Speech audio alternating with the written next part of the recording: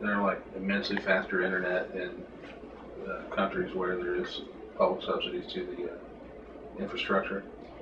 Well, broadband is an interesting thing because, and this is one of the things that drove the Google project and where it ultimately landed in Kansas City. The idea, and it's been proven out in other countries and some places here in this country, the idea is that if you provide this basic open access broadband, you're going to catalyze intellectual property development, whether it's software or other products. And the struggle, though, is you almost have to have something in place, some infrastructure in place, before you can do that. Meaning you've got to have some base of business that will take advantage of it before you open it up. Unless you're a city that is flush with cash, that you can just experiment and go with it. I think it was Corpus Christi, Texas. Either Corpus Christi or Galveston, I forget which. One of those two did that. They just said, we're just going to build this out. Well, they're also a tourism town. We're not really a tourism town. There's a lot of factors that go into having an open, either wireless or broadband network available to all residents. But we have had people approach us recently about doing something like that. There's an entity that wants to focus on a smaller, almost neighborhood area in the city and build basically broadband to the doorstep, so that residents can have access to it. And again, that's the idea. You try it small and see if it can blossom into something. Okay. Another reader question here. What was the cost benefit from the Wayne Avenue Kroger project? That's your baby, sort of. Can you clarify what was, I guess I would say, what was the cost benefit, or was there not a cost benefit? I don't know. Yeah, I mean, at the time, this is going back to 2006 or so. At the time, we were trying to work with the developer to do a project that would have been a $20 to $25 million project. So I think at the end of the day, we ended up spending somewhere around $1 million altogether in terms of the properties that we did buy and ultimately demolish on the corner, as well as we did a lot of research in terms of title searches and things like that. So, at the time, the idea of spending $1 million to get a $20 million development seemed like a pretty good idea. We're as surprised as anyone when they walked away. So the benefit would have been very large, and at the time it made sense for us to go down that path and try to make that happen. Well, goes to the next question. What's being done with the corner of Wayne and Wyoming now at the buildings down? We demolished the buildings that were vacant, and the Eki building had seen significant fire damage. It was determined that it could be saved. We have had a new survey done, and that property is basically ready for development.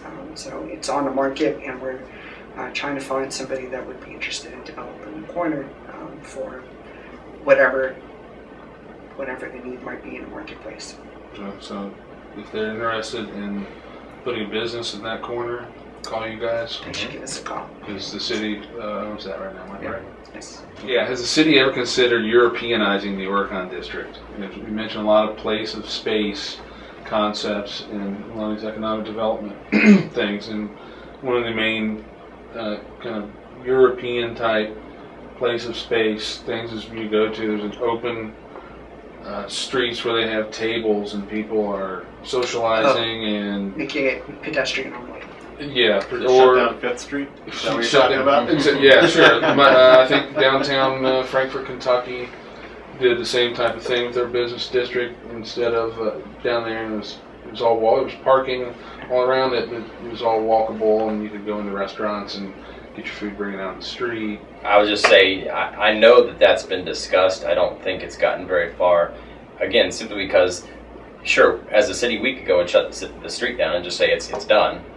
But again, the market's got to be able to support that. The community's got to want that. Mm-hmm. And it's got to be a majority of the community that's going to use that. I think we all agree that the Oregon District is one of our gems in the city. It's an attraction for people who don't even live here. But it is a thoroughfare right now. It's part of a thoroughfare, I should say, and it's not an easy change. You both have been in the city longer than I have, so maybe you have other comments about it. I think a lot of those businesses on Fifth Street depend on the ability for people to drive in and get something and be able to drive back out. So, I think if you look at the Halloween, that Fright Fest or whatever it's called now, Haunt Fest, excuse me, that's where they do shut off the street, and that works because it draws such a quantity of people. But on a day-to-day basis, I don't think it works just because they depend on the drive-through traffic. But if there's something really special there, instead of car exhaust, such as like when you go down in New Orleans, and there are street cafes, and they've got streets shut down, and everyone wants to go there. I mean, that's just where they want to be, and I just thought, that's that whole sense of place. The critical mass that's required to make something like that effective, and maybe we're there, maybe we're not. I tend to think that we're not. The businesses that are there in the Oregon district, some of them do very well. As we've seen, there's also been a lot of turnover in some places. I mean, basically, if you've got a good idea and you're in a good spot, you're going to make money. You're going to succeed. Some of these places haven't succeeded, I think, simply because they haven't had the foot traffic they needed.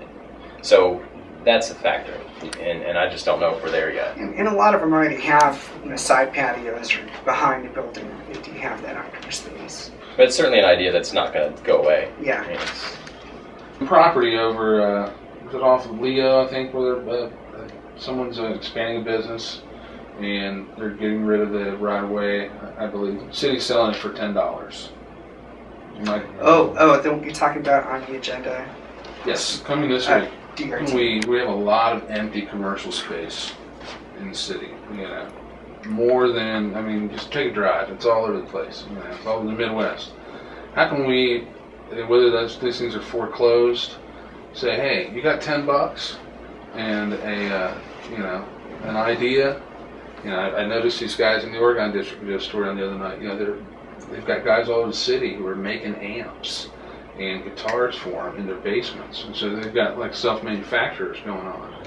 So what could, what in the realm of possibility, and it almost goes back to this market bazaar, but we do have these places. If someone's, no one's going to do anything with them. We all know they're going to, nature's going to take their toll and they're going to rot, and it's going to cost us a bunch of money to tear them down. All it's going to do is rot in the meantime. Well, the first issue there is whether or not we own the property. In the case of DRT and others, where we own the property, we can be involved in that transaction. When it comes to space that we don't own, we can probably influence it, but there's no real control that we have. I mean, obviously, if an owner doesn't want to sell, they won't sell. And sort of changing subjects a little bit, that's one of our issues here in the city, is that we have a lot of owners of property who are either living in some other location far away, who don't really care about the property, don't know about the property, or don't know about the business that's renting from them. And that can become a problem because, if you're not here, you don't understand the issues, you're not in touch, businesses get upset, they say, I'm done, I'm getting out. And we don't have just a wealth of greenfield sites. We have a wealth of office space downtown, but a lot of it's old. So to get into some new place would require money. So again, the idea is... Could the land bank concept be a help to that? Taking some of these places that have been foreclosed and they're sitting. It's hey, you want to make custom bicycles? Please take this building. Yeah, we have a lot of optimism about the land bank and the potential for the land bank. I mean, yes, if the land bank has state authorization that allows it to do more things, and by having a bigger footprint, it can trade off more valuable properties to subsidize less valuable properties. But in terms of what you're proposing, that what we run into all the time talking to businesses. So when someone is making a business decision about starting up a company, they can end up, focused or obsessed with the idea of cheap space. Oh, if only somebody would sell me a building for $10. But the reality is that they also have to pay their taxes, repair the roof, fix the windows, pay the water bill, pay the electric bill. There's just a whole lot of business activity that goes into developing a sound business that is not addressed simply by the need for cheap space. IRG and Moraine, IRG's made a lot of money because they're very good at taking these large empty factories and cutting them up into smaller and smaller pieces that can be repurposed for smaller businesses. But they're going in with very low overhead, and that is not always an easy thing to replicate. All right. The other thing, like I said before, about connecting the dots is that there's programs like SCORE that can help people with those basics, and maybe it is starting up out of your garage, or maybe it's starting up out of your basement. But then if you have a sound business foundation and a good business plan, eventually you can work up to those larger spaces and expand. And that's ultimately what we're trying to do, is help people wherever you're at. We want to help you get to the next level, whether it's a one-man shop or a 100-person manufacturing company. How do we get you to that next level? And that goes back to what you were raising earlier, the question about how many different economic development organizations there are. There are some who have as their mission helping people start up a company and advising small businesses on how to grow from being just 1 or 2 employees to being 10 or 15 or 20 employees. The other thing we have to try and address that issue are the incubators.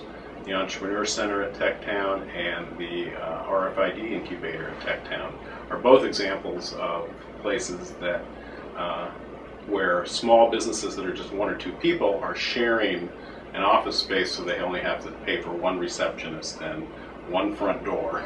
Mm-hmm. And then, of course, the University of Dayton and Wright State both have programs to help develop entrepreneurs and help people start businesses, and help businesses that are established and need to grow, help them figure out how to grow to the next level. I just want to add that we love talking to entrepreneurs, and anybody that is looking for help should give us a call. And where will they call you at? Try to point. What number? It's at 333-3634 or DaytonOhio.gov. One last thing, we've said it many times here, but we really try to, when it comes to our existing businesses, we really try to focus on how we can help you be a good business, be successful, grow if that's part of your plan. Sometimes growing is not part of someone's plan; it's just making money and staying the same size. But we want to be that resource. We often tell our businesses, even if it's not something you expect local government to address, ask us. We might be able to help you out. So we're really trying to be as much of a resource as we can to our local businesses.